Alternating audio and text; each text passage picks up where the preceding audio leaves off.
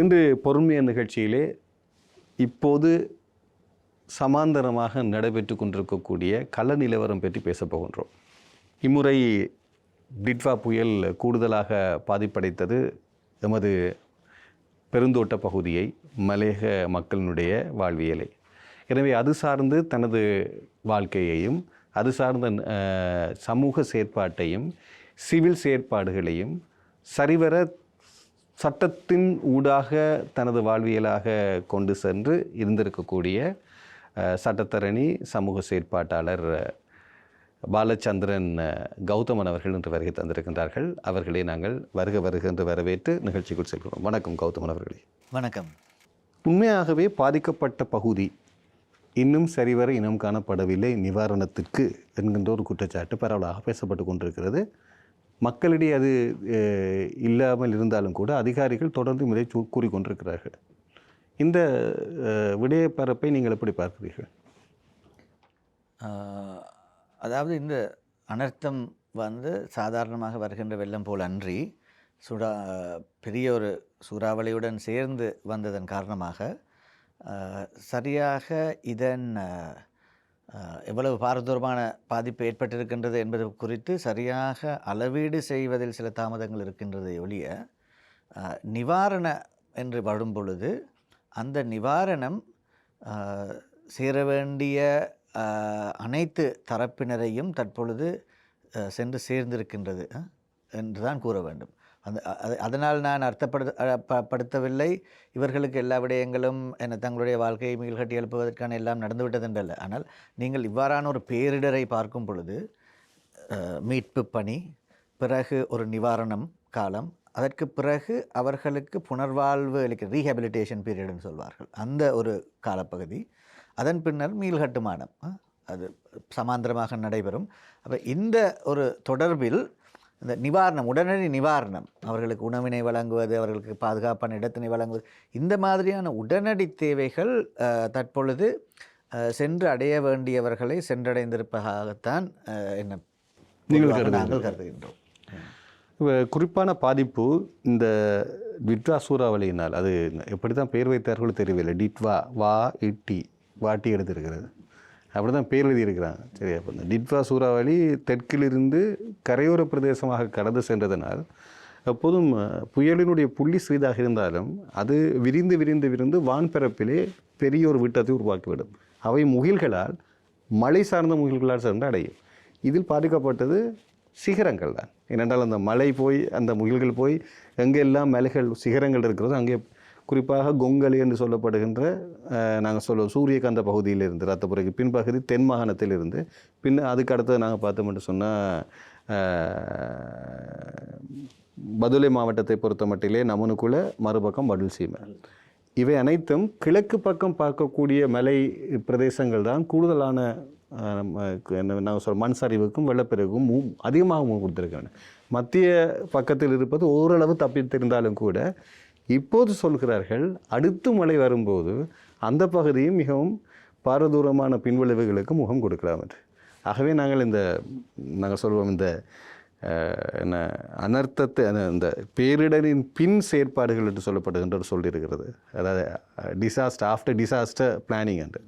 முதல்ல நாங்கள் மீட்பு நடவடிக்கை, இரண்டாவது மருத்துவம், மூன்றாவது தற்காலிக முகாம், பின்னர் நாலாவது அதன் பின்னர் அதற்கான மக்களை நிகழ்ச்சிப்படுத்தி கொண்டு செல்வது. இப்படி இப்போது நான்காவதுக்கு வந்து கொண்டிருக்கும் போது மீண்டும் ஒரு மழை வரும் என்கின்ற அறிகுறி வருகிறது. இப்போது உங்கள் சவால் இன்னும் பெரிதாக இருக்கும் அல்லவா? இதற்கான திட்டம் என்ன? இல்லை, கட்டாயமாக. அதாவது எந்த ஒரு இடரும் எடுத்தால், சுனாமியை போல அடித்துவிட்டு ஓய்ந்து விட்டால் எங்களுடைய மீள்கட்டுமான நடவடிக்கைகளை நாங்கள் ஒரு திட்டமிட்ட வகையில் செய்து கொண்டு போகலாம். ஆனால் தொடர்ந்து அனர்த்தம் வருவதற்கான ஒரு ஆபத்தை நாங்கள் எதிர்நோக்கி இருக்கின்ற சந்தர்ப்பத்தில் எவ்வாறு இதனை செய்வது என்ற அந்த ஒரு மேலதிக சவாலாகத்தான் இருக்கப் போகின்றது.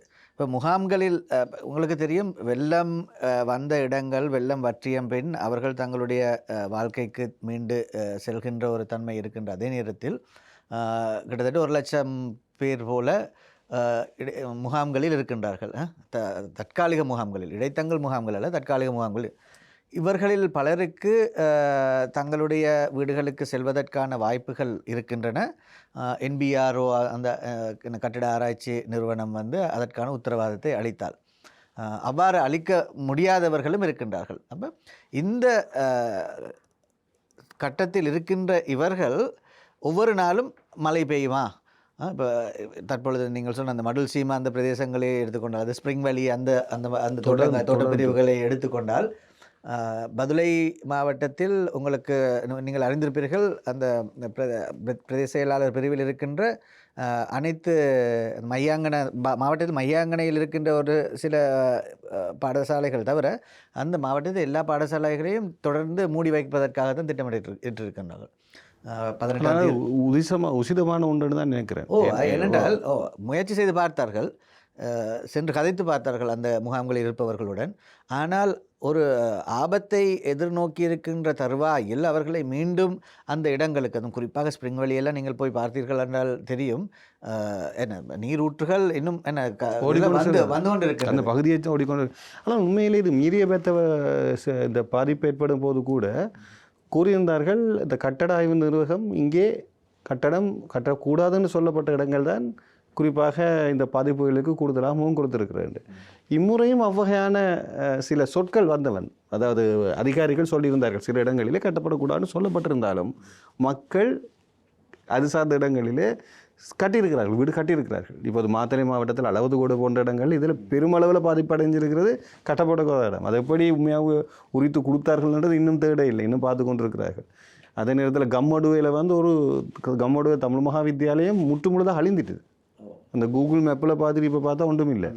எந்த கேள்வியும் இப்போ நாங்கள் இடைத்தங்கல் முகாம் என்று சொல்லி நாங்கள் சொல்லி கொண்டிருப்பது வந்து தற்காலிக முகாம் என்று சொல்லி இடைத்தங்க மன்னிக்கும் தற்காலிக முகாம் என்று சொல்லி நாங்கள் வைத்திருக்கக்கூடிய இந்த பாடசாலைகள் எல்லாம் அந்த பாடசாலைகளும் பாதுகாப்பான இடங்களில் தான் இருக்கிறாங்களான்றது கூட நாங்கள் இன்னும் சரி வேற சொல்ல முடியாதானே. ஓரளவு அவர்கள் என்ன அரசாங்க தரப்பினர் ஓரளவு பாதுகாப்பான பாடசாலைகளை தெரிவு செய்து தான் அமர்த்தி இருக்கின்றார்கள். ஆனால் முற்றுமுழு 100க்கு 100 முற்றுமுழுது என்று சொல்ல முடியல. ஆனால் நீங்கள் அந்த இதில் ஒரு முக்கியமான 2 விடயங்களை கூறலாம் என்று இருக்கின்ற நீங்கள் உங்களுடைய கருத்துக்கு பதில் இருப்பதாக. முதலாவது என்னவென்றால், இந்த அனர்த்தத்திற்கு முன்னர் என்ன மாதிரியான சமூக கட்டமைப்புகள் அல்லது சமூக ஒடுக்குமுறைகள் இருந்ததோ அவை பாதிப்பில் வெளிவரும். உதாரணமாக கூறுவார்கள், it's the suffering is a construct of the structural inequities. அதாவது இப்போ துயரம் என்ன பாதிப்பும் அந்த பாதிப்பில் ஏற்படுகின்ற துயரமும் ஏற்கனவே இருக்கின்ற கட்டமைப்பில் இருக்கின்ற அசமத்துவங்களின் காரணமாக நிர்மாணிக்கப்படுகின்றன என்பதுதான். அப்போ இந்த பிரதேசங்களில் இருக்கின்ற பலரும் விரும்பி அங்கே போய் சேர்ந்தவர்கள் வந்து லயக்காம்புறாங்களா, அவங்க விரும்பி லயக்காம்புறாங்கள் கட்டலே என்ன கட்டிய இடத்தில் இருக்க வேண்டிய நிர்பந்தத்தில் இருக்கின்றார்கள். அப்போ இவ்வாறு அங்கேயும் கௌதமன் அவர்களை பாருங்கள், இது நான் குறை கூறுவதல்ல, இந்த நீங்கள் அந்த ஸ்ட்ரக்சரல் ஈக்குவிட்டியை பற்றி பேசுனதால சொல்கிறேன். எந்த ஒரு சொத்துக்களும் அந்த பொறுப்புகளும் அந்த கட்டுமானத்துக்குள்ளே இருக்க வேண்டும் என்று சொன்னால் அதுக்குரிய அத்தனை அம்சங்களும் சரிவர செய்திருக்கப்பட வேண்டும் என்பதுதான் இந்த எங்களுடைய இந்த அந்த சொற்களினுடைய குறிக்கோள்னு அடிப்படை. ஏன்னா இது குறிப்பாக மேற்கத்திய நாடுகளில் அவ்வளவு தூரம் இதை நன்றாக உற்று நோக்கித்தான் இந்த செயற்பாடுகளை செய்து கொண்டிருக்கிறாங்க. இன்று வரை நாங்கள் பார்த்து கொண்டிருக்கிறோம். யகா பாலம் வெள்ளைக்காரன் கட்டினது இத்தனை என்ன வெள்ளப்பெருக்குலையும் ஓடிக்கொண்டு தான் இருக்குது. இந்த முறை தான் கொஞ்சம் ஆடி இருக்குது. இதை விட பெரிய வெள்ளப்பெருக்கு 1947ஆம் ஆண்டு வந்திருக்குது. இது நான் பேச்சுக்காக சொல்லலை. அவர்கள் கட்டி கொடுத்த தொழிலாளர் குடியிருப்புகள் இப்போது தான் நாங்கள் லயர் காம்பராங்கிறோம். 1965ஆம் ஆண்டு அவர்கள் கட்டிய தொழிலாளர் குடியிருப்புகள் இலங்கையில் ஏனைய பிரதேசத்தை விட மிக உயர்ந்த நிலையில் இருந்தவை தான் அவை.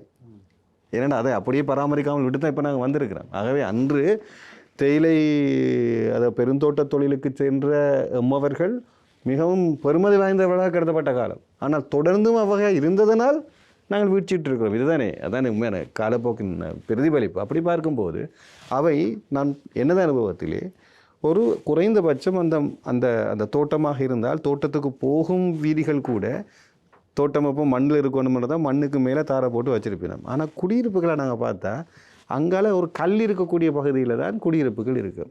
ஒரு 500 மீட்டர் தொலைவில் தான் நீர் எடுக்கிற இடம் கூட இருக்கும். நான் அப்போ கூட நாங்கள் இந்த முதல் இந்த என்ன யுனிசெஃப் மற்றது யுனைடெட் நேஷனுடைய இந்த நீர் பருதி குறிப்பாக மலையக மக்கள் வந்து சில மக்கள் 5 கிலோமீட்டர் வரை நீர் எடுக்க செல்கிறார்கள் என்ற செய்திகள் வாசிக்கும் போது நான் யோசிப்பேன், ஏன் அப்போ இந்த வீட்டை இவ்வளோ தூரம் கட்டியிருக்காங்க. ஆனால் நீங்கள் இந்த ஸ்ட்ரக்சரல் ஈக்விட்டியை பற்றி பேசிக்க தான் இப்போ தெரியுது, திட்டமிட்டு தான் கட்டியிருக்கிறார்கள். ஏனென்றால் இயற்கையாக எந்த பாதிப்பும் வரப்படக்கூடாது என்பதற்கு. மண் மீட்டுக்கு கீழே குடியிருப்புகள் இல்லை, கல் மேல் தான் அங்கே இருந்திருக்கின்றன.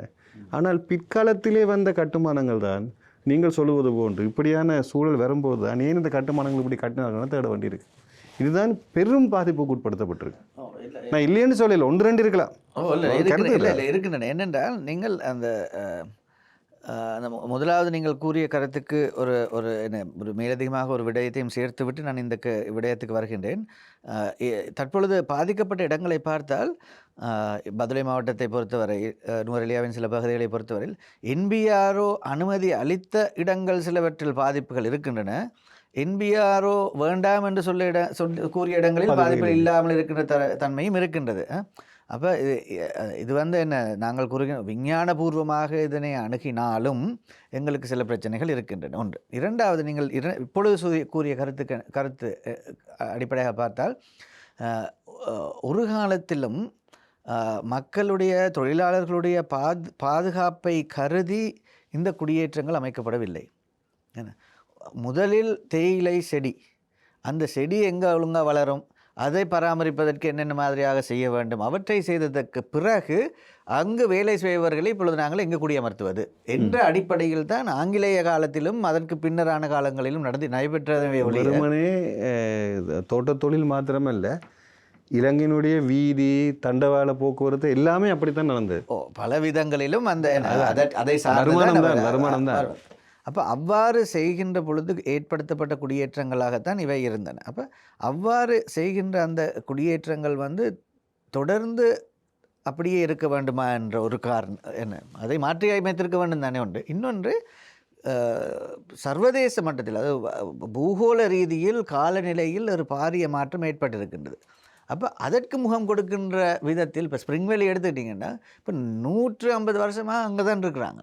என்ன, அப்போ இருக்கிற அந்த மேமலையும் நல்ல மலை அந்த ஏரியாவில் எல்லாமே இருக்கின்ற அந்த குடியேற்றங்கள் வந்து 80-90 ஆண்டுகள் இருக்கின்ற குடியேற்றங்களாக தொழிலாளர்கள் வாழ்கின்ற இடங்களாகத்தான் இருக்கின்றன. ஆனால் அவற்றிற்கான பாதிப்பு அல்லது ஆபத்து இருந்தாலும் தற்பொழுதைய சூழலில் அந்த பாதிப்பு ஆபத்துகள் அதிகரித்து விட்டன. அப்போ இதற்கு அனுசரணையாக, இதற்கு சமாந்தரமாக எங்களுடைய மாற்றங்களை நாங்கள் செய்திருக்கின்றோமா என்ற ஒரு முக்கியமான ஒரு கேள்வி. நீங்கள் சகல பகுதிகளையும் ஆராய்ந்தவராக இருக்கிறீர்கள், உங்கள் விடை சிறப்பாக இருக்கிறது. ஏன்னா நீங்கள் உங்கள் தரப்பு மாத்திரம் இல்லாமல் உண்மையாகவே நீங்கள் சொல்கிறீர்கள். ஆர்டிசி கிளாக் அவரது தொடர் கட்டுரைகள் இலங்கையினுடைய காலநிலை, மழை வீழ்ச்சி சார்ந்த விடயங்களை பல தடவைகள் எடுத்திருக்கின்றன. குறிப்பாக இந்த களுத்துறை மாவட்டத்தினுடைய பகுதிகள் மிகப்பெரிய குளிர் பிரதேசமாக மாற்ற முடியும் என்று 50 வருடங்களுக்கு முன்னர் 50 வருடத்துக்கு பின்னர் எதிர்வு கூறியிருக்கின்றார் அவர். அப்படி அதே போன்று அவர் வெளிமடை அதிக மழையேந்து பிரதேசமாக மாறும் என்றார். நாங்கள் படிக்கும்போது வட்டவளை தான் அதிக மழை பெய்யும் இடம். இன்று அது மாற்றம் பெறுகிறது. ஆகவே எப்படி அது மாற்றம் பெறுகிறது என்றால், நீங்கள் சொன்னது 23.5 பாகையிலே பூமி வளைந்திருக்கிறது, இல்லினோ பிரச்சனை இருக்கின்றன, எப்படியும் ஒரு மாற்றம் இருக்கும். இந்த மாற்றத்தை சரிவர புரிந்து அதற்கேற்ற வகையில் நடத்தினமாக இருந்தால் இல்லை, அதற்கான தயார்படுத்தல்கள் எங்களிடம் இல்லை. அந்த தயார்படுத்தல்களை நாங்கள் செய்திருக்க வேண்டும். ஆனால் அந்த தயார்படுத்தல்களை செய்கின்ற தேசிய மட்டத்தில் தயார்படுத்தல்களை செய்கின்ற ஏற்பாடுகள் இருக்க வேண்டிய அதே நேரத்தில் நீங்கள் அந்த மக்களுக்கு வாய்ப்புகளை வழங்கியிருந்தால் அவர்கள் தங்களுடைய இதில் பாதுகாப்பை பார்த்துக் கொள்வதற்கான ஏற்பாடுகளும் இருக்கின்றன. அப்போ அந்த மாதிரியான ஒரு விடயமும் இல்லாமல் இறுகி போயிருந்த மலையக சமூகம் தான் இந்த இதில் அதிகமாக பாதிக்கப்பட்டிருக்கு. உங்கள் ஒரு மாற்றுக்கருத்தை ஏற்றுக்கொள்ள வேண்டிய ஒரு விடயம் இருக்குது. முதல் சொன்ன மாற்றுக்கருத்து ஒன்று சொல்லியிருந்தீர்கள். தேசிய கட்டடாய்வு மையம் கட்டக்கூடாத என்ற இடத்தில் இருப்பவர்கள் பாதுகாக்கப்பட்டு கட்டக்கூடிய இடத்தில் இருப்பவர்கள் பாதிப்படைந்த சம்பவங்களும் இடம்பெற்றிருக்கின்றன. ஆகவே எதிர்கூறல் எதையுமே சொல்ல முடியவில்லை. ஒன்று அவர்களது பலவீனமா அல்லது உண்மையாக அவர்கள் பார்த்ததை இயற்கை மாற்றி அமைத்திருக்கிறதா, இந்த 2 கேள்வியும் இருக்கிறது. நாங்கள் எதையுமே குற்றம் சொல்கிறவர்கள் சார்ந்தவர்கள் அல்ல. இல்லை, ஆனால் நாங்கள் எதையுமே விஞ்ஞானபூர்வமாகத்தான் அணுக வேண்டும். ஆகவே தேசிய கட்டட ஆராய்ச்சி அமைப்பினுடைய அந்த தொழிற்பாட்டை நாங்கள் குறை தவறு கூறி கூறுவது அல்ல. தவறு கூறி செய்ய இயலாது. என்ன அவர்கள் அடிப்படையில் வழங்குகின்றது என்றால் அந்த ஆனா காலமாற்றம்ன்றதை நாங்கள் புரியதானே அந்த தியரி ஆஃப் ப்ராபபிலிட்டி இருக்குது தானே. அதாவது என்ன நிகழ்தகவை நீங்கள் எடுத்து பார்த்தீர்களாக இருந்தால் அந்த நார்மல் டிஸ்ட்ரிபியூஷனில் வந்து 2 பக்கமும் டெய்ல் இருக்கும். அப்போ அந்த நிகழ்தகவு வந்து என்ன பொதுவாக 95% சந்தர்ப்பங்களில் இது நடக்காது, ஆனால் 5% பாதிப்பு இருக்கலாம் நடக்கலாம் என்ன. அப்போ அந்த அடிப்படையில் தீர்மானங்கள் எடுக்கும் பொழுது இவ்வாறான விடயங்கள் நடக்கும். இது நிச்சயமற்ற தன்மையில் தீர்மானங்கள் எடுக்கும் பொழுது வருகின்ற ஒரு பிரச்சனை தான் இது. இப்போ சுனாமி அடிக்கிற நேரம் யாராவது யோசிக்கையில் கரையோரம் பாதிப்படைய வேண்டும். முதலாக அந்த சொல்லை நாங்கள் எனது வாழ்நாளும் உங்கள் வாழ்நாளிலும் அப்போ தான் சுனாமியை பற்றியே கேள்விப்பட்டோம். அப்போ தான் நாங்கள் அதை பற்றி ஆராய்ச்சி பண்ண தொடங்கினோம். அது மாதிரி ஒவ்வொரு காலகட்டம் இயற்கை வந்து எங்களுக்கு நிச்சயமற்ற தன்மையை சொல்லிக்கொண்டே தான் இருக்கும். அது சொல்லுது. அதை நாங்கள் எந்தளவு சீரியஸாக எடுத்து நாங்கள் செய்கிறோம். கேள்வி இருக்குது. இன்னொரு விஷயம் என்னென்றால் அந்த திரும்ப ஆரம்பத்திலேருந்து வாரதுக்கு அந்த முதல்ல சொல்ல விஷயத்துக்கு மீண்டும் அதை கூறுவதற்கான காரணம் என்னென்றால் நாங்கள் இந்த குறிப்பிட்ட அனர்த்தத்திற்கு முன்னர் எத்தகைய ஒரு ஏற்றத்தாழ்வுகள் இருந்தனவோ அவைதான் பாதிப்பின் தன்மையை நிர்ணயிக்கின்றன. ஒரு சமூகம் வந்து அதிகளவாக பாதிக்கப்படுவார்கள் அவர்கள் இந்த அனர்த்தத்திற்கு முன் ஏனைய விதத்தில் விளிம்பு நிலையில் இருந்திருந்தால். அதுதான் என்ன பேரிடர் சம்பந்தமாக இருக்கின்ற எல்லா ஆய்வுகளிலிருந்தும் வருகின்ற முடிவாக தான். இப்போ இந்த பிரதேசத்தில் நீங்கள் அடிப்படையாக சொல்கிற அழுத்தமாக சொல்கிற மிக ஆழமான கருத்தை எளிமையாக சொல்கிறதா இருந்தால் கஷ்டப்பட்ட சூழ்நிலையில் இருந்து கொண்டு இருக்கக்கூடிய மக்கள் தான் எந்த ஒரு பாதிப்புக்கும் மிக பாரிய அளவில் முகம் கொடுப்பார்கள். அவங்களுக்கு தான் சுனாமி அந்த கதையை தான் சொல்லிச்சு. பாதிப்பு அவங்களுக்கு தான் அதிகமாக இருக்கும். மீள்கட்டுமானமும் அவர்களுக்குத்தான் மிகவும் சவாலுடையதாக இருக்கும். இப்போ மலையக பிரதேசத்தை நீங்கள் எடுத்துக்கொண்டீர்களாக இருந்தால் இப்போ இந்த அரசாங்கம் வந்து பலவிதமான திட்டங்களை அறிவிக்கின்றார்கள். ஆனால் அந்த திட்டங்கள் இவர்களை சென்றடைவதில் சில சிக்கல்கள் தடங்கல்கள் கட்டாயமாக வரப்போகின்றன. அதனை நாங்கள் சொல்லும் போது எனக்கு புரிந்து விட்டது வரும். முதல் நிலம் இருந்து முதல் வீடு இருக்கணும், வீடு இருந்து 2வது நிலம் இருக்கணும். வீடும் எனக்கு சொந்தமில்லை, நிலமும் எனக்கு சொந்தமில்லை, நான் சும்மா தான் இருக்கிறேன், ஆனால் நான் தான் பாதிக்கப்படைச்சிருக்கிறேன். இப்போ எனக்கு என்ன கிடைக்கும்? அது கேள்விக்குறியாகத்தான் நிற்க போகுது. அதாவது கட்டமைப்பு ரீதியாக என்னென்ன தடங்கல்கள் இருக்கின்றனவோ அந்த தடங்கல்கள் காரணமாக இந்த நிவாரணமும் மீள்கட்டுமானமும் போய் இறுகி நிற்கும். அதை நாங்கள் நீங்கள் காணியை பற்றி சொல்கிறீங்க தானே. இப்போ காணியை ஒரு பக்கம் பார்ப்போம், அதை வச்சுட்டு மற்ற விஷயங்களை பார்ப்போமே. முதலாவது 25,000 50,000 தாரன்னு சொல்லி வீடு கழுவுறதுக்கு 25,000 50,000 தாரன்னு சொல்லியிருக்கிறாங்க. ஆனால் உங்களுக்கு தெரியும் அதில் இருக்கிற ஒரு அடிப்படை பிரச்சனை ஒன்றுக்கு என்னென்றால் இந்த நுவரெலி அம்பகம் எடுக்கலாம், அல்லது பதுளையில் தோட்டப்பகுதிகளாக இருக்கலாம், அந்த நஹல்துமுல்லா அந்த ஏரியாவிலோடைய ஹாலியலில் இருக்க ஏரியாவாக இருக்கலாம், அல்லது நுவரெலிய அம்பகம் அந்த கொத்மலை அந்த ஏரியாவுக்கு இங்கெல்லாம் பார்த்திங்கன்னா ஒவ்வொரு கிராம சேவையாளர் பிரிவும் பெரிய கிராம சேவையாளர் பிரிவு. அதில் அருகில் இருக்கின்ற ஏனைய சிங்கள கிராமங்கள் இருக்கின்ற கிராம சேவையாளர் பிரிவுகளை விட 3 மடங்கு 5 மடங்கு பாரியவை இவை. உதாரணம் இந்த கேர்கஸ்வால் எல்லாம் எடுத்திங்கன்னா அதில் என்ன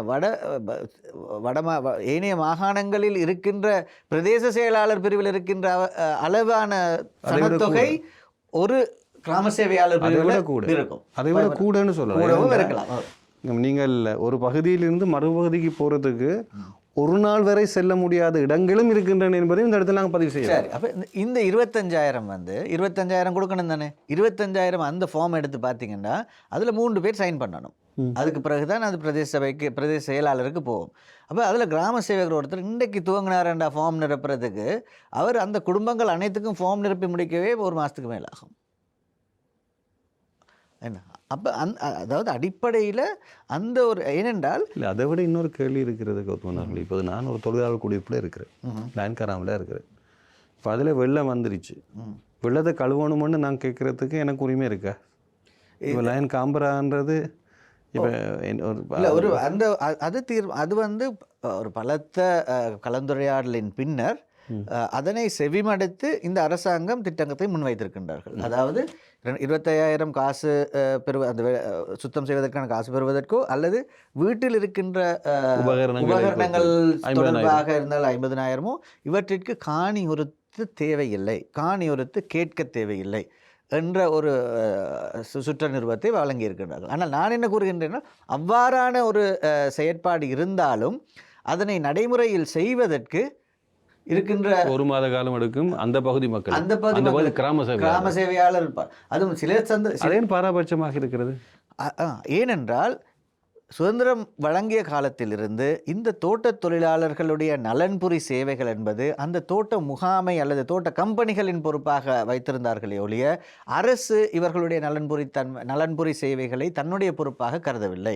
இவர்களை ஒரு படி குறைவான ஒரு பிரஜைகள் என்ற அடிப்படையிலும் இவர்களுடைய முழு பிரஜா உரிமை என்பது சில கேள்விக்குறியாகத்தான் இருந்ததன் காரணமாக தொழிற்சங்கங்கள் அத்தனையும் இதே அரச பிரதி, அதாவது இந்த பகுதியை பிரதிநிதித்துவ படுத்துகின்ற அரசாங்க அடையாளங்கள் தான் அத்தனை தொழிற்சங்கங்களையும் வைத்திருக்கிறது.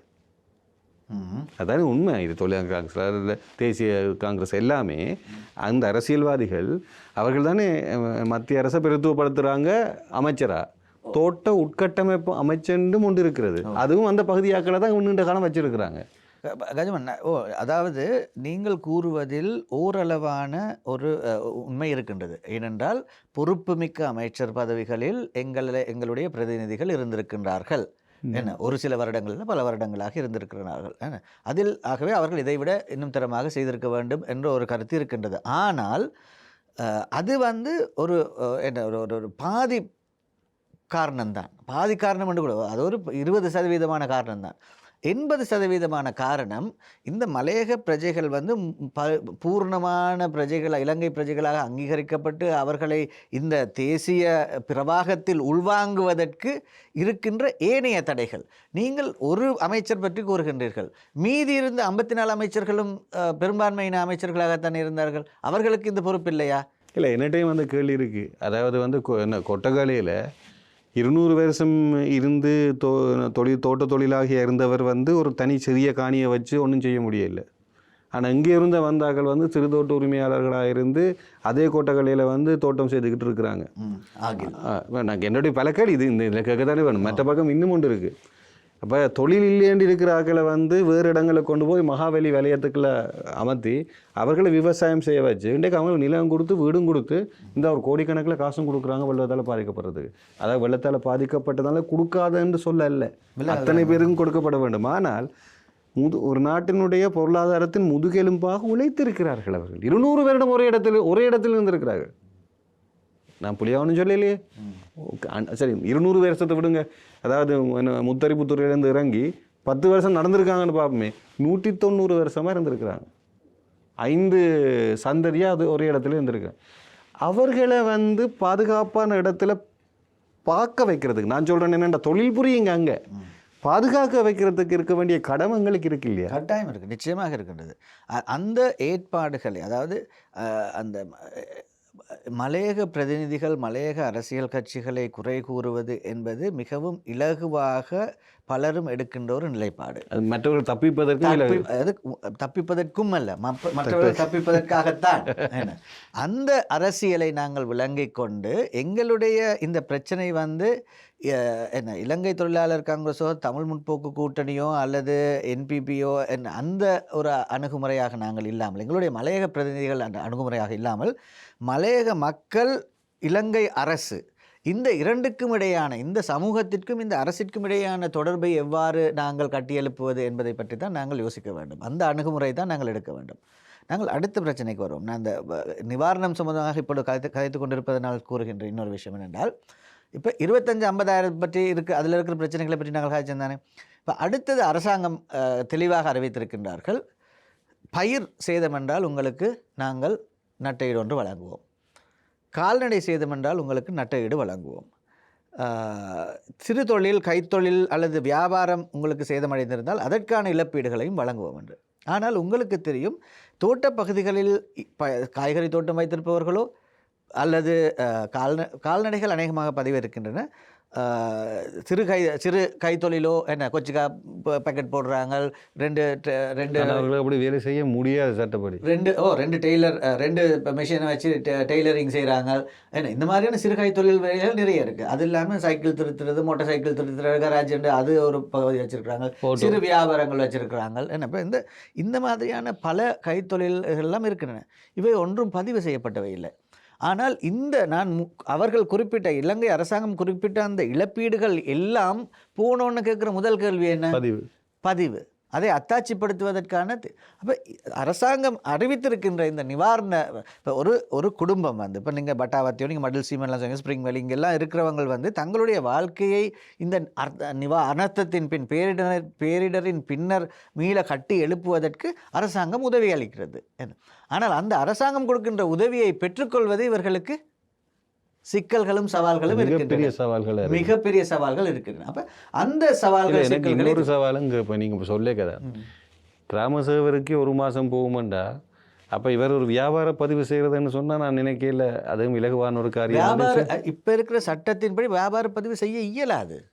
ஏனென்றால் பெருந்தோட்ட கம்பெனிகள் உள்ளே இருந்தால் கம்பெனி மேனேஜருடைய அனுமதி தேவை. கம்பெனி மேனேஜர் உங்களுக்கு அந்த எஸ்டேட் உள்ளுக்கு பிஸ்னஸ் செய்கிறதுக்கு அனுமதி கொடுக்க மாட்டார். அப்போ இது சட்ட ஒரு தங்களுக்குள்ள உடன்பாட்டோடு செய்கிற ஒரு உடன்பாட்டு. இதில் தான் எங்களுடைய என்ன தொழிற்சங்க பலம் இதெல்லாம் வைத்து அவர்கள் தங்களுடைய வாழ்க்கையை இப்போ 100 வருஷமாக கட்டி இழுத்துக்கொண்டு தானே வராங்க. அதனால ஏதோ ஒரு அடிப்படையை செய்கிறாங்க. ஆனால் இவ்வாறான பேரிடரெல்லாம் வரும் பொழுது அரசு சேவைகளை அணுகுவதாக இருந்தால், அரசு இழப்பீடுகளை பெறுவதாக இருந்தால் அதற்கான ஆவணங்கள், அதற்கான வழிமுறைகள் இல்லை. எங்களுடைய மக்களுக்கு அரச சேவைகளை பெறுவதில் தடங்கல்கள் இருப்பது போலவே அரச நிர்வாக சேவையாளர்களுக்கும் இந்த சமூகத்தினருக்கு நிவாரணம், நலன்புரி சேவைகளை செய்வதில் அனுபவம் குறைவு. ஏனென்றால் அவர்கள் இதுநாள் வரையும் இந்த வேலைகள் செய்வதற்கு தங்களுடைய முகவர்களாக கம்பெனிகளை வச்சிருக்கிறாங்க. அப்போ கம்பெனியையும் பிஹெச்டியையும் வச்சு இந்த வேலைகளை செய்ததன் காரணமாக பிரதேச செயலாளரோ கிராம சேவையாளரோ போய் இதை ஏனைய பிரஜைகளுக்கு செய்வது போல செய்கின்ற ஒரு முறைமை எங்களுக்கு இல்லாமல் போய்விட்டது. சரி, அதன் அடிப்படையில் தான் முன்பள்ளியாக இருக்கலாம், எல்லாமே அப்படி மெட்டத்துக்கு நீங்கள் சொல்கிறதுக்குள்ளால தான் வருது. நீங்கள் சரியான இடத்தை படுத்தீங்கள். ஏனென்றால் அடுத்தது இப்போ இதை விடுவோமே, இப்போ அடுத்தது என்னது?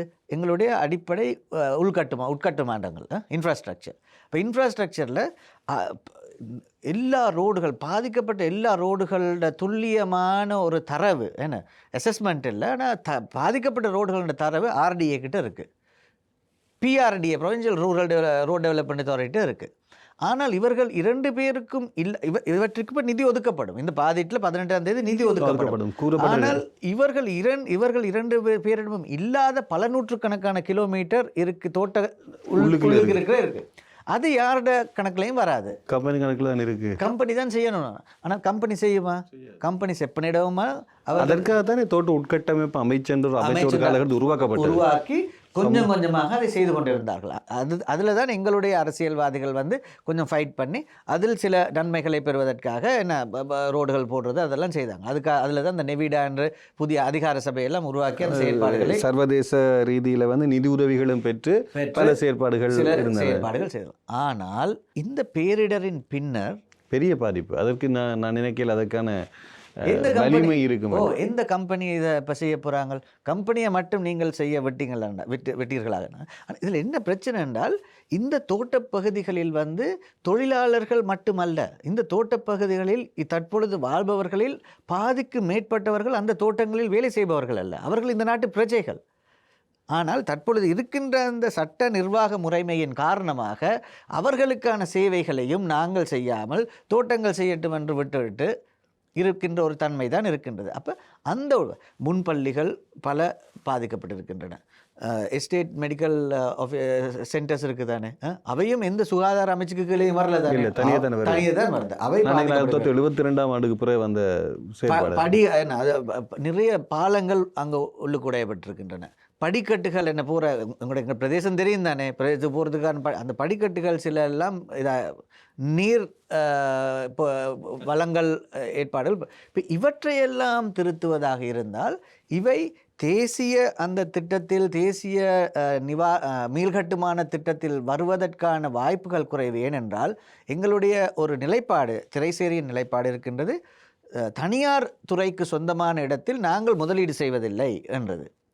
அப்போ அந்த ஒரு நிலைப்பாட்டினை கேள்விக்குட்படுத்தாமல் அதில் இருக்கின்ற தோட்ட வதிவிடங்களை புதிய கிராமங்களாக அங்கீகரித்து அவற்றை தேசிய பிரவாகத்தில் ஏனைய கிராமங்கள் போல் கொண்டு வராமல் இந்த பேரிடர் நிவாரணம் ஒரு சீரிய முறையில் நடைபெறுவது கஷ்டமாக இருக்க போகிறது. நேற்று தினம் ரூபானிலே குறிப்பாக இலங்கை முதலீடு சபையினுடைய தலைவர் கிருஷான் பாலேந்திர அவர்கள், ஜோன் கேஸ் தலைவர், அதே போன்று இலங்கை ஜனாதிபதியினுடைய நிதியியல் ஆலோசகர், அதே நேரத்தில்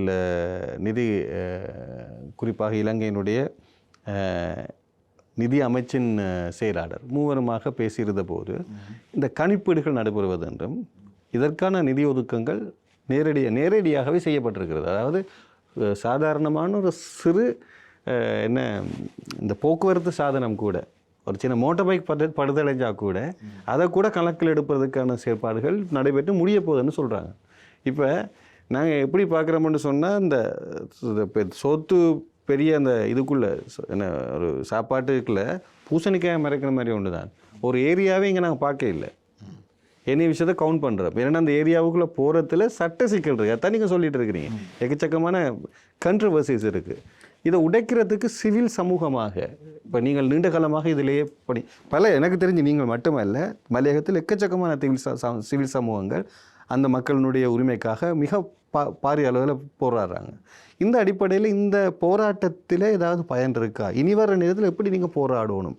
இப்போ ஒருத்தர் இபிஎஃப் கிடைக்கணும்னு போடுறாங்க வேலையில், இன்னொருத்தர் இப்போ நீங்கள் சட்ட ரீதியான பல அமைப்புகள் உருவாங்க, சிலர் பிள்ளைகளுக்கு கல்வி சரியான முறையில் கிடைக்க வேணும்னு போடுறாங்க. அப்படி ஒவ்வொருத்தர் ஒவ்வொன்று. நீங்கள் எல்லோரும் ஒரு நீரோடைக்குள்ளே இப்போ ஒரே குரலை கொடுக்கணும்னு ஒன்று இருக்குது. நீங்கள் அந்த இணைப்பாளராக சொன்னீங்க, அதனால தான் கேட்டேன். இல்லை, அதாவது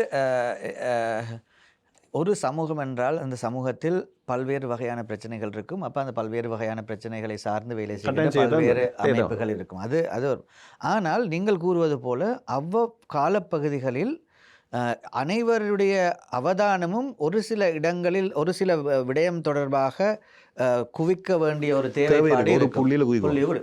இந்த சந்தர்ப்பம் அவ்வாறான ஒரு சந்தர்ப்பம் என்று தான் நான் பார்க்கின்றேன். இந்த சந்தர்ப்பத்தில் மலையக மக்களுடைய காணி பிரச்சனை தொடர்பான அந்த அவதானத்தை நாங்கள் கொண்டு வருவோமாக இருந்தால் நான் நினைக்கின்றேன் கட்டமைப்பு ரீதியாக சில மாற்றங்களை கொண்டு வரக்கூடிய ஏற்பாடுகள் இருக்கும் என்று சொல்லி. உதாரணமாக இதில் எங்களுடைய நீங்கள் அந்த குறிப்பிட்ட தனியார் துறையில் இருக்கின்ற ஒரு சிலர்களாக இருக்கலாம் அல்லது ஏனையவர்களாக இருக்கலாம், ஏதோ ஒரு வழியில் ஜனாதிபதியினுடைய மனதில் ஒரு எண்ணக்கருவை உருவாக்கி இருக்கின்றார்கள். மக்களுக்கு நியாயமான ஒரு தீர்வு கிடைக்க வேண்டும். மக்களுக்கு நியாயமான என்னென்றால் அவருக்கு ஓரளவான ஒரு புரிதல் கொண்டு வருவர், ஓரளவா இல்லை ஒரு அனுதாபம் கொண்டு வருவர். அவர் இந்த மக்களுடைய உரிமை சார்ந்து எந்த அளவு தூரத்திற்கு ஒரு புரிதல் வைத்திருக்கிறார் என்பது எனக்கு தெரியவில்லை. ஆனால் ஒரு மனிதத்தன்மையுடன் இதனை அணுகுகின்ற ஒரு நிலைமை இருக்கின்றது. ஆனால் எனக்கு இருக்கின்ற பிரச்சனை தான், அவருடைய மனதில் ஒரு எண்ணக்கரு பதிக்கப்பட்டிருக்கின்றது. இவர்களுக்கு காணி கொடுத்தால் தேயிலைத்துறை பாதிப்படையும் என்று சொல்லி. அதை அவர் எலெக்ஷனுக்கு முதவும் சொன்னார், எலெக்ஷன் டைம்லையும் சொன்னார். இப்போ இந்த நுரலியாவில் இந்த முறை அனர்த்தத்தின் பின்னரான இந்த கலந்துரையாடலையும் 1,50,000 பேர் இருக்கிறாங்க. 6 பேர்ச் கொடுத்தா 9 லட்சம் பேர்ச் ஆகும். இவ்வளோ கொடுக்குறதுக்கு காணி எங்கே இருக்குது என்ற மாதிரியான உண்மையில் அது யதார்த்தத்தில் அது செய்யக்கூடிய வாய்ப்புகள் நிறைய இருக்குது.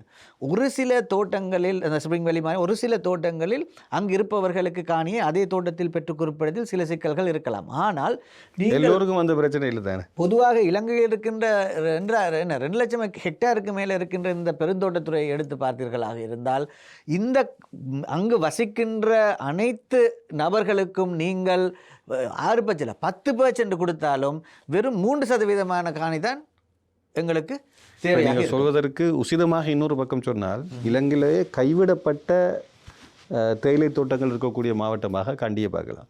கண்டியில் எக்கச்சக்கமாக காடாயிட்டு. இப்போ அங்கே அது முக்கியமாக அது அரச தொழிற்சாலைகள் தான் இயங்கி கொண்டிருந்தன. இப்போ அது பன்வில பகுதி எடுத்துக்கொள்ளுங்களேன். பன்வில அந்த ஏரியா பின் பகுதி அங்கே இருந்து மாவட்டகம அப்படியே போகுது. இப்போ இன்றைக்கு மண் சரிவால் பாதிக்கப்பட்டிருக்கக்கூடிய செம்புவத்தை போன்ற பகுதிகள் கூட முதல் அரசாங்கத்தில் இருந்து தான் பின்னர் தனியார் மயப்படத்துக்கு போனது. இவையெல்லாம் கைவிடப்பட்டவை. அந்த மக்கள் அங்கே என்ன தேடி பார்த்தா இப்போ கொஞ்சம் பேர் தான் இருக்கிறார். தேடி பார்த்தா இன்றைக்கு கொழும்பில் மெயின் ஸ்ட்ரீட்டில், ஃபர்ஸ்ட் க்ளாஸ் ஸ்ட்ரீட்டில், செகண்ட் க்ளாஸ் ஸ்ட்ரீட்டில் நல்ல வியாபாரிகள், நல்ல நிலையில் வந்தவர்கள், இந்த பகுதியிலிருந்து பதைப்பாளர் வந்த, குறிப்பாக அவிசாவெல்ல பகுதியிலிருந்து வந்தவர்கள் போன்றவர்கள் தான் கூடுதலாக இருக்கிறார்கள். ஆகவே நாங்கள் அந்த பகுதிக்குள்ளே கட்டம் வச்சு தான் வைக்கணுமென்ற ஒரு தேவை அங்கே இல்லை. நீங்கள் சொல்கிறது சரி, தொழில் தான். ஏனென்றால் எங்கேயோ இப்போ இந்தியாவிலிருந்து இலங்கைக்கு பெருந்தோட்டத்துக்காக வரவேற்கப்பட்டவர்கள் தானே நாங்கள்.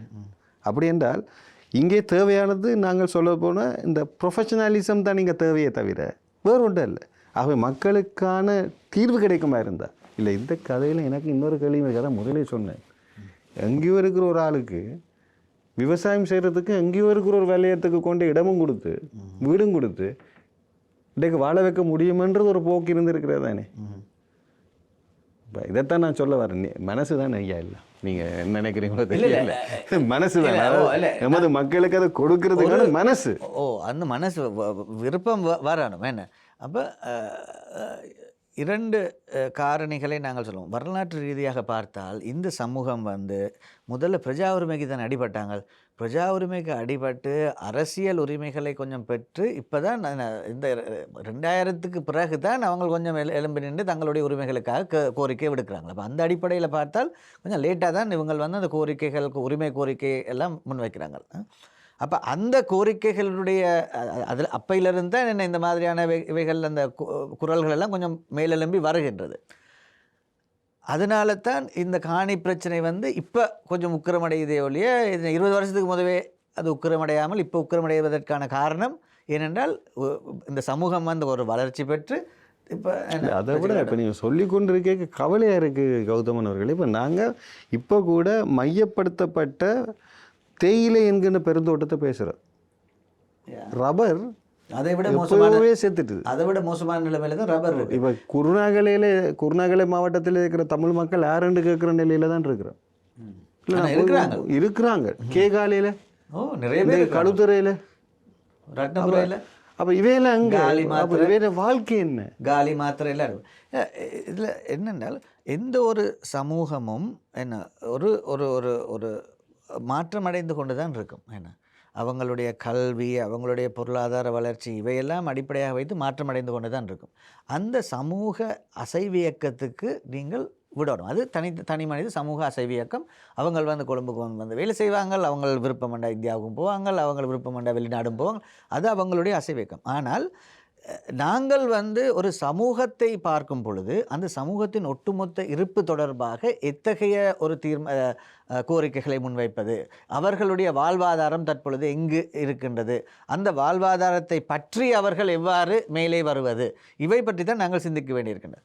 அவ்வாறு சமூக ஆர்வலர்களாக அல்லது சமூகத்தை வழிநடத்துபவர்களாக ஒப்பீனியன் மேக்கர்ஸாக நாங்கள் இருக்கும் பொழுது எங்களுக்கு ஒரு பொறுப்பு இருக்கின்றது. அந்த சமூகம் சிதைவுறாமல், அவர்களுடைய அரசியல் அதிகாரம் சிதைவுறாமல், அவர்களுடைய பொருளாதார அதிகாரம் அல்லது பொருளாதார வாய்ப்புகள் சிதைவுறாமல், அவர்கள் கல்வி மற்றும் ஏனைய கலாச்சார விழுமியங்கள் சிதைவுறாமல் எவ்வாறு இந்த சமூகம் தன்னுடைய அடையாளத்துடன் தன்னை கட்டியெழுப்பிக் கொள்ளப் போகின்றது என்ற அடிப்படையில் தான் எங்களுடைய உரிமை கோரிக்கைகளை வைக்க வேண்டும். அந்த அடிப்படையில் பார்க்கும் பொழுது தனி மனிதர்களுக்கு இதிலிருந்து மீண்டெழுவதற்கான கல்வி மற்றும் ஏனைய பொறிமுறைகள் அல்லது அவர்களுக்கு ஆற்றலை வளர்க்கின்ற அதே நேரத்தில் அவர்கள் இருந்து இந்த உரிமைகளை பெறுவதற்காக காணி தொடர்பான ஒரு இதை அந்தந்த பிரதேசங்களில் அவர்களுக்கான காணி உரிமையை உறுதிப்படுத்த வேண்டிய ஒரு தேவைப்பாடு தான் இப்பொழுது இருக்கின்றது. ஆனால் இப்போ அதே நான் கேட்கின்றேன், அந்த பிரதேசத்துக்கு உறுதிப்படுத்த வேணும். காணியை உறுதிப்படுத்த வேண்டியது முக்கியமா, அந்த பிரதேசத்துக்குள்ள உறுதிப்படுத்த வேண்டியது முக்கியமா? முடியாத நிலையில் அடுத்த கட்டத்துக்கு செல்றதுக்கு தவறு இல்லை தானே. இல்லை அது அந்த தீர்மானங்களை அந்த மக்கள் எடுப்பார்கள். அவர்களுக்கான வாய்ப்புகளை தான் நாங்கள் கொடுக்க வேணும். அந்த தனி மனிதர்கள் வந்து தீர்மானம் எடுப்பது வந்து யாராலும் கட்டுப்படுத்த இயலாது. ஆனால் எங்களுடைய முன்னெடுப்புகள், எங்களுடைய கோரிக்கைகள், நாங்கள் ஒப்பீனியன் மேக்கர்ஸாகவோ அல்லது வழிநடத்துபவர்களாக இருக்கும் பொழுது எங்களுக்கு இருக்கின்ற கடப்பாடும் பொறுப்பும் ஒரு சமூகமாக இவர்களுடைய ஏனைய உரிமைகளும் சிதைவுறாமல் எவ்வாறு இதனை முன்னகர்த்த வேண்டும் என்பதுதான். அந்த சமூகத்தில் இருக்கின்ற தனிநபர்கள் வந்து தீர்மானம் எடுப்பது வந்து அது தனிநபர் தீர்மானம். அதுதான் நாங்கள் அதனை சரியான அணுகுமுறையாக இருக்க வேண்டும். மறுபக்கத்தில் ஒரு பெரும் பேச்சு இப்போது இந்த கடந்த 15 வருடங்கள் 1.5 தசாப்த காலம் இலங்கையினுடைய தேயிலை செயற்பாட்டினுடைய உத்தம மட்டம் அல்லது செயற்திறன் குறைவடைந்த காலமாக கருதப்படுகிறது. இப்போது நாங்கள் சர்வதேச ரீதியில் மிகப்பெரும் போட்டி சந்தைக்கு மத்தியில் இருந்து கொண்டிருக்கிறோம். இதில் நாங்கள் தோல்வி அடைந்து கொண்டு போகிறது எங்களோட கிராஃபில் தெரியுது. அதில் குறிப்பாக இப்போ ஏனைய நாடுகளில் அசாம் போன்ற இடங்களில் மற்றது கென்யா போன்ற இடங்களில் 32 கிலோகிராம் வரை தனிநபர் வந்து இப்போ கொழுந்து பறிக்கிற காலம் இருக்குது. நாங்கள் சராசரி 22 வைத்திருப்பது. இலங்கையில் இருக்கக்கூடிய கம்பெனிகளும் தொடர்ந்து இது பற்றி பேசி கொண்டிருக்கிறார்கள். ஆகவே ஏனென்றால் ஒரு கம்பெனி இயக்கத்துக்கும் வந்து உண்மையாகவே அவர்களுக்கும் ஒரு வருமானம் வேணும். இப்போ நீங்கள் இப்படி ஒரு ஒரு மக்களினுடைய அல்லது ஒரு ஒரு அவர்களுடைய குரலாக தொடர்ந்தும் சிவில் சமூகமாக இருப்பதிலே உண்மையாகவே இந்த இந்த தேயிலை தோட்டங்கள் முதல் இருந்ததை விட சரிவை நோக்குகின்றனவா? இரண்டாவது, இலங்கையினுடைய உண்மையாகவே இலங்கை மக்கள் அதாவது தேயிலை பெருந்தோட்ட மக்களினுடைய செயற்திறன் குறைவடைந்திருக்கிறதா அல்லது போதாதா? சர்வதேச போட்டிச்சந்தையின் அடிப்படையில் நீங்கள் என்ன நினைக்கிறீங்க? இது 2 பக்கத்தை நாங்கள் பார்க்க வேண்டியதாக இருக்குது. அதாவது நான் எங்களுடைய தனியார் துறை இலங்கையில் இருக்கின்ற பெருந்தோட்ட கம்பெனிகள் அவர்களுடன் உடன்படுகின்ற ஒரு விடயம் இருக்கின்றது. என்னவென்றால் இலங்கையில் தேயிலைத்துறை கட்டாயமாக மறுசீரமைக்கப்பட வேண்டும். இது தற்பொழுது ஒரு கிரைசிஸ் சிச்சுவேஷன் நோக்கி போய்கொண்டிருக்கின்றது. ஒவ்வொரு வருஷமும் வந்து என்ன சம்பளத்துக்கு அடிபடுறது இந்த மாதிரியான விடயங்கள் செய்து இதை தொடர்ந்து கொண்டு போவது கஷ்டம். அதனால் அந்த ஒரு விடயத்தில் நான் உடன்படுகின்றேன். என்னென்றால் ஒரு தேயிலை தொழில்துறை ஒரு மறுசீரமைப்புக்கு உள்ளாக வேண்டிய ஒரு காலம் வந்துவிட்டது. இத்தகைய ஒரு காலம் வந்து தான் 1992 வந்து தனியார் மயப்படுத்தினார்கள். சரி, ஒரு ஒரு என்ன இந்த கிரைசிஸ் ஒன்று வந்து அற்புதகாரி தத்துவமில்லை, அதனால் நாங்கள் இதை மாற்ற வேண்டும் என்று சொல்லி தனியார் துறைக்கு அது பொதுவான ஒரு இதில் தான் வந்து அதே மாதிரியான ஒரு சந்தர்ப்பம் இப்போ திரும்ப வந்திருக்கு. ஆகவே இது மறுசீரமைக்கப்பட வேண்டும். எவ்வாறு மறுசீரமைக்கப்பட வேண்டும் என்பதில் எங்களுக்கு கருத்து வேறுபாடுகள் இருக்கலாம். ஆனால் நாங்கள் இருந்து கதைத்து இந்த மறுசீரமைப்பை கொண்டு செல்ல வேண்டும். அது ஒன்று ஒன்று பார்க்கணும். ஆனால் இரண்டாவது ஒரு விடயம் என்னவென்றால், நீங்கள் இந்த இடத்துல நீங்கள் இன்னொன்றும் சொல்லலாம். இலங்கையில் இருக்கிற கம்பெனிகள் செய்து கைவிட்டு வேறு நாடுகளில் இருக்கிற கம்பெனிகள் வந்து இப்போது தேயிலை தோட்டங்களை முகாமைத்துவப்படுத்துகிற காலகட்டத்தில் இருந்து கொண்டு தான் இப்போ நாங்கள் பேசுகிறோம். அந்த மாதிரியான முன்னெடுப்புகளும் இருக்கின்றன. ஆனால் நீங்கள் 2 விடயங்களை பார்க்க வேண்டும். என்னவென்றால், ஒன்று வந்து இலங்கையின் அந்த ஆங்கிலேயர் காலத்திலிருந்து இலங்கையின் தேயிலை தொழில்துறையின் வேல்யூ எடிஷன் இருக்குது தானே, அந்த வேல்யூ எடிஷன் செயின் வந்து கொஞ்சம் வித்தியாசமாக தான் கட்டமைக்கப்பட்டிருக்கு. இப்போ கென்யாவை எடுத்துக்கொண்டீர்களாக இருந்தால் சிறுதோட்ட தொழிலாளிகள் அல்லது கம்பெனிகள் அவர்கள் வந்து விற்பனை செய்வார்கள், மொத்தத்திற்கு அவர்கள் வந்து ஏற்றுமதி செய்வார்கள், அந்த மாதிரியான ஒரு ஏற்பாடு. ஆனால் இங்கு வந்து ஒரு சில படிமுறைகள் இருக்கின்றன. அந்த ஆக்ஷனுக்கு போகிறது, அந்த ஆக்ஷனில் இருக்கிற புரோக்கர்ஸுக்கு ஒரு குறிப்பிட்ட ஆக்கள், பிறகு அவங்க எக்ஸ்போர்ட்டர் ஒரு குறிப்பிட்ட ஆக்கள்.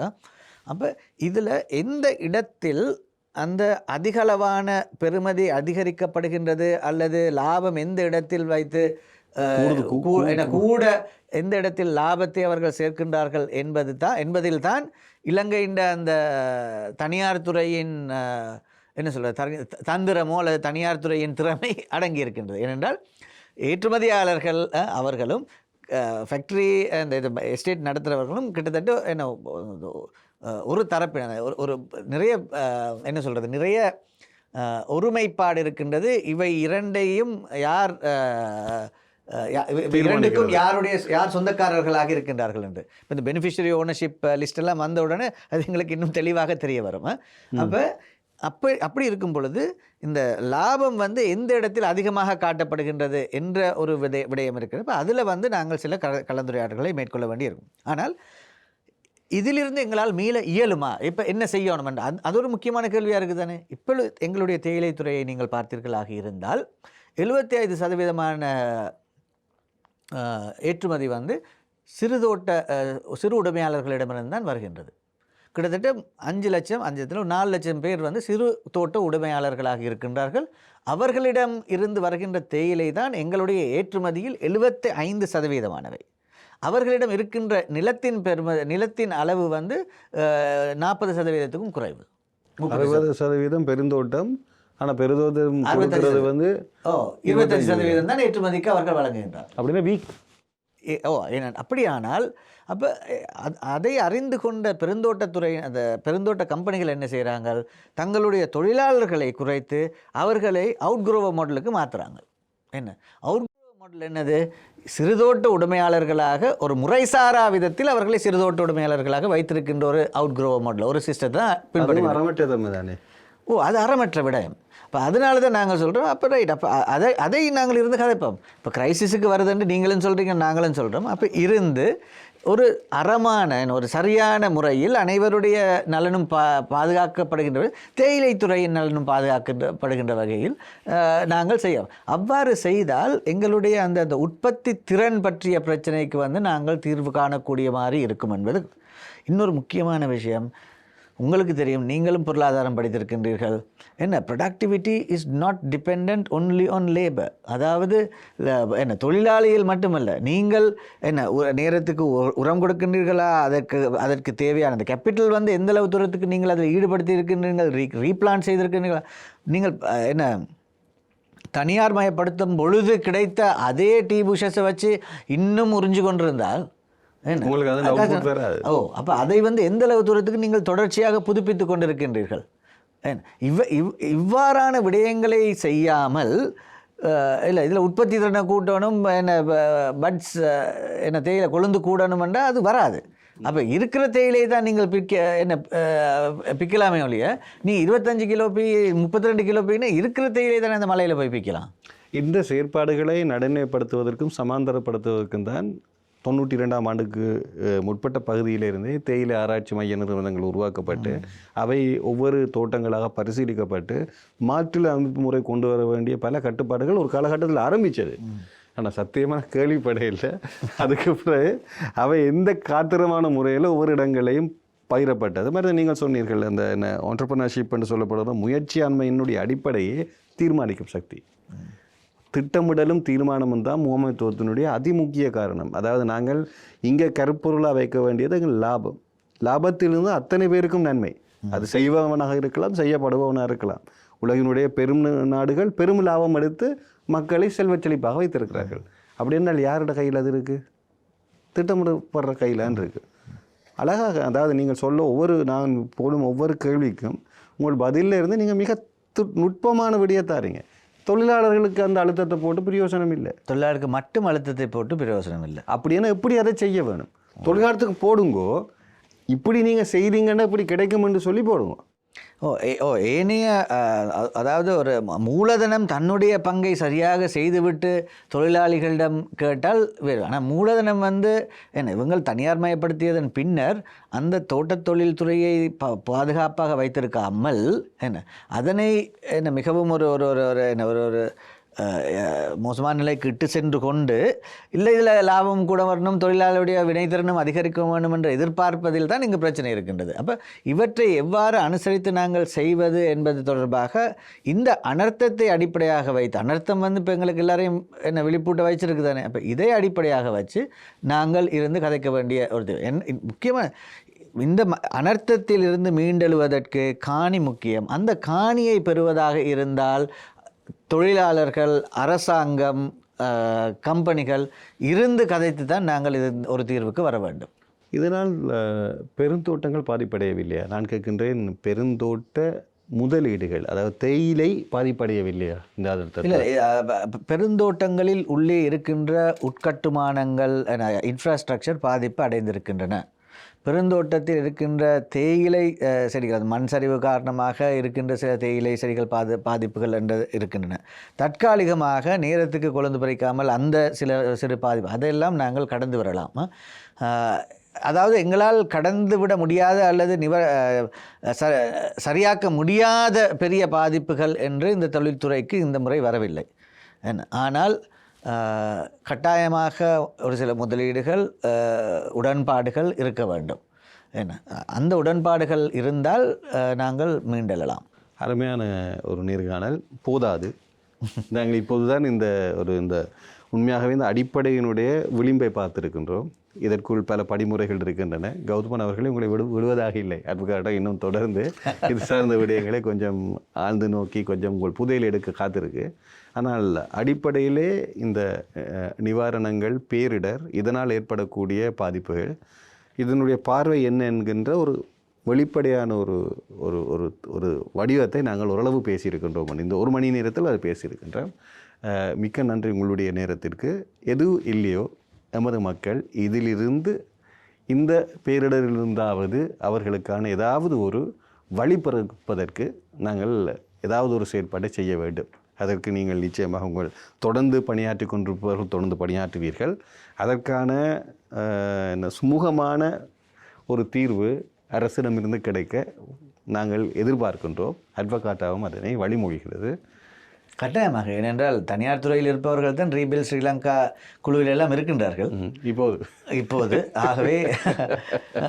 ஆகவே இன்னும் அவர்களுக்கும் ஒரு பாரிய பொறுப்பு இருக்கிறது. எல்லா தனியார் துறையினுடைய எல்லா தலைமைகளும் இருப்பதனால் நிச்சயமாக நாங்கள் எதிர்பார்க்கலாம். ஏனென்றால் நிறைய தோட்டங்களில் சொந்தக்காரங்களும் பெருந்தோட்ட கம்பெனிகள் சொந்தக்காரங்களும் அந்த இதில் இருக்கிறாங்களா? இப்போ அவர்களுக்கு இது தொடர்பான தீர்மானங்கள் எடுக்கக்கூடிய, அதாவது அசுத்தமற்ற அல்லது வெளிப்படையான கைகள் அரசுக்கு வந்திருக்கிறது என்பதை நான் அதை மாற்று கருத்து சொல்லவில்லை. கடந்த காலங்கள் சில உண்மைகளை நாங்கள் சொல்ல வேண்டும் பகிரங்கமாக. கடந்த கால அரசியலினுடைய அழுக்கு கைகள் இப்போது அல்ல. இப்போது அவை தீவிரமாக சுத்திகரிக்கப்பட்டிருக்கிறோம், நாங்களும் ஏற்றுக்கொள்கின்றோம். ஆனால் நாங்கள் சொல்லுகின்ற தேசிய மக்கள் சக்தியினுடைய அடிப்படை நாதம் எங்கிருந்து வந்தது என்றால் சமூக உடைமை என்ற பொது கொள்கையிலிருந்து வந்தது. அது தொழிலாளர்களுடைய கத்தியையும் சுத்தியலையும் வைத்துத்தான் நாங்கள் அதனை புரிந்து கொண்டோம். ஆனால் இன்று நீங்கள் சொல்வது போல் மீட்கட்டமைப்புக்கான இலங்கை என்கின்ற பொறுப்பொருளே மிகப்பெரிய கேபிட்டலிசம் என்று சொல்லப்படுகிற மூலதன சந்தையினுடைய மூளைகள் தான் இங்கே அணிதிரண்டிருக்கின்றன. ஆகவே திரள வைத்ததே நான் தவறு என்று சொல்லவில்லை. ஆனால் இந்த சமூக உடைமை தோல்வியடையாமல் மக்களுக்கான வலிமையாக மாறுவதற்கு, அந்த மூலதனத்தை கொண்டு வருவதற்கு அரசு தொடருமான்ற கேள்வியை தான் நாங்கள் இங்கே கேள்விக்குறியாக வைத்துக்கிறோம். அவங்களுக்கு நேரம் இருக்கோ தெரியல அதுக்கு பதில் சொல்கிறதுக்கு. ஆனால் அதாவது அதில் இருப்பவர்கள், தனியார் தொழில் இருப்பவர்கள் இவ்வாறான குழுக்களில் இருந்து மீள்கட்டுப்பானத்துக்கு பங்களிப்பதில் பற்றி நான் நினைக்கவில்லை, யாரும் குறை சொல்ல வேண்டும். ஆனால் இதில் இருக்கின்ற பிரச்சனை என்னவென்றால், தங்களுடைய கருத்தியலுக்கு முற்றும் மாற்றான கருத்தியல் உடையவர்களை மட்டும் வைத்து இத்தகைய ஒரு அமைப்பை ஏற்படுத்துவது சற்று சிக்கலான, அதை கட்டாயம் கேள்வி கேட்க வேண்டிய ஒரு தேவைதான் உண்டு. இரண்டாவது என்ன, இது இந்த நிகழ்ச்சியின் உள்ளே இருக்கின்றதா இல்லை வெளியே இருக்கின்றதா என்பதில்லை. இரண்டாவது, இப்போ உதாரணமாக அதில் ரெண்டு மூணு பெரிய தோட்ட உடைமையாளர்கள் இருக்கிறாங்க. இப்போ பெருந்தோட்ட குத்தகைக்கு எடுத்து இருக்கின்ற ஆர்பிசி கம்பெனி, இப்போ நிறைய பிளான்டேஷன் கம்பெனி ஓனர் அதில் இருக்கிறாங்க. சரியா? இப்போ அரசாங்கம் மீள்கட்டுமான பணிகளை இந்த இதில் தான் செய்யணும், அதுக்கு தான் இந்த நிதியை ஒதுக்க வேண்டும் என்றெல்லாம் சொன்னால் இது அந்த கான்ஃப்ளிக்ட் ஆஃப் இன்ட்ரெஸ்ட் வராதா? இப்போ ரிலீஃப் இப்போ வீடுகளுக்கு 25 லட்சமோ 50 லட்சமோ தரேன்னு சொல்கிறாங்க. அப்போ லயக்கம்பராக்கள் 10 சரிஞ்சிருச்சு, அப்போ அதை அகற்ற வேணும். அப்போ அதுக்கான நிவாரணம், அதுக்கான நட்டையீடோ இழப்பீடோ என்று வரும் பொழுது அது இந்த கம்பெனிகளுக்கு அவங்க தானே குத்தகைக்கு காணி உரிமை வச்சுருக்குறாங்க, குத்தகைக்கு எடுத்து காணி உரிமை வச்சுருக்காங்க. அப்போ அந்த கொடுப்பனவு யாருக்கு போய் சேரப்போகுது? கம்பெனிக்கா, மக்களுக்கு. அப்போ இந்த மாதிரியான அதை தீர்மானிக்கிற இடத்துல இப்போ யார் இருக்கா? ரீபில்ட் ஸ்ரீலங்காவில் அதே தான் இருக்கிறது. அப்போ அந்த மாதிரியான இடத்துல கான்ஃப்ளிக்ட் ஆஃப் இன்ட்ரெஸ்ட்லாம் இருக்கும் பொழுது, நீங்கள் ஆரம்பத்தில் குறிப்பிட்டது போல இந்த அரசாங்கம் நல்ல கை சுத்தமான ஒரு அரசாங்கமாக வந்ததற்கு பிறகு இவ்வாறான தவறுகள் இழைப்பது பிழை. சரி, நன்றி உங்களுடைய அதற்கும் உங்களுடைய பதிலுக்கு நன்றி. மீண்டும் சிந்திப்பதற்குத்தான் நாங்கள் ஏற்கனவே சொல்லியிருந்தோம். அரச கொள்கைகள் சார்ந்த விடயங்களை வெளிப்படையாக எளிமையாக மக்களிடையே கொண்டு செல்வதற்கு தான் அட்வொகேட் பண்ணுவதற்கு தான் இந்த அட்வொகேட் பொருண்மையம் நிகழ்ச்சி இருக்கின்றது. நாம் நிவாரணத்தினுடைய இந்த சூழ்நிலையில் இருக்கக்கூடிய விடயங்களையும் அதை புரிய வைத்து உங்களுக்கு தந்திருக்கின்றோம். இது மிகவும் ஆக்கப்பூர்வமாக இருக்கின்றது. மிக ஆழ்ந்த அத்தனை கருத்துகளையும், அதாவது பொருளாதாரம், சமூக செயற்பாடு, சிவில் செயற்பாடு, பொது அறம், அரசியல் சார்ந்த செயற்பாடுகள், அரச அதிகாரிகளினுடைய ஒவ்வொரு நிலை செயற்பாடுகள் என்று அத்தனையும் நமக்கு பிரித்து மேய்ந்து தந்திருந்தார் மிக வெளிப்படையாக. நாங்கள் இதுவரையும் நான் ஒரு ஊடகவியலாளராக உங்களை தொடர்பு கொள்ளவில்லை என்று கவலையடைகிறேன். இதை விட நான் உங்களை புகழ்வதற்கு எனக்கு வரையில்ல. நன்றி கௌதமன் அவர்களே. மீண்டும் ஒரு நிகழ்ச்சியில் நாங்கள் சந்திப்போம் என்று கூறி மீண்டும் பொறுமையத்தில் சந்திப்போம் என்று கூறி விடைபெறுகிறோம். நன்றி, வணக்கம்.